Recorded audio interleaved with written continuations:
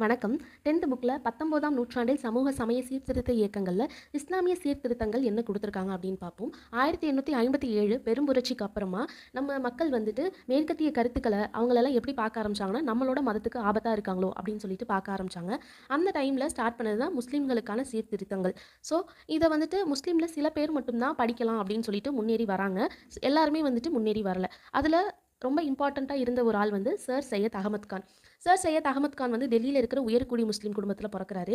இவர் என்ன சொல்றாருன்னா, நமக்கு படிப்பறிவின்மையும், நவீன கல்வியறிவு இல்லாததும் தான் பெருந்தீங்கு அப்படின்னு சொல்லிட்டு, இங்க வந்துட்டு மேலை நாட்டு அறிவியலையும், அரசு பணியை ஏத்துக்கணும்னு முஸ்லீம்க்கு அழைப்பு விடுக்கிறாரு. அதுக்கப்புறம் இவர் ஒரு அறிவியல் கழகம் வந்து ஒண்ணு உருவாக்கி, அதுல ஆங்கில அறிவியல் நூல உருது மொழியில டிரான்ஸ்லேட் பண்றாரு. அதுக்கப்புறம் தேசிய இயக்கம் அந்த டைம்ல வளர்ந்து வந்துட்டு இருந்துச்சு. அத ஆதரிக்காம, ஆங்கில அரசோட நம்ம வந்து நல்லுறவுல இருக்கணும் அப்படின்னு சொல்லிட்டும், ஆங்கில கல்விய நம்ம படிக்கணும்னு சொல்லிட்டும் முஸ்லிம்களுக்கு அழைப்பு விடுக்கிறாரு. அதுக்கப்புறம் அலிகார் இயக்கம். இத வந்து கிரியேட் பண்ணது இவர் தான். 1875ல அலிகார்ன்ற நகர்ல அலிகார் முகமதிய ஆங்கில ஓரியண்டல் கல்லூரிய வந்து ஸ்டார்ட் பண்றாரு. இத மையமா வச்சு இந்த இயக்கம் இருந்ததுனால அலிகார் இயக்கம் அப்படின்னு சொல்றாங்க. இந்த அலிகார் இயக்கம் வந்து இந்த கல்லூரி வந்து ஒரு மைல்கல். ரொம்ப இம்பார்ட்டன்ட் முஸ்லிம்ஸ்க்கு அப்படின்னு சொல்றாங்க.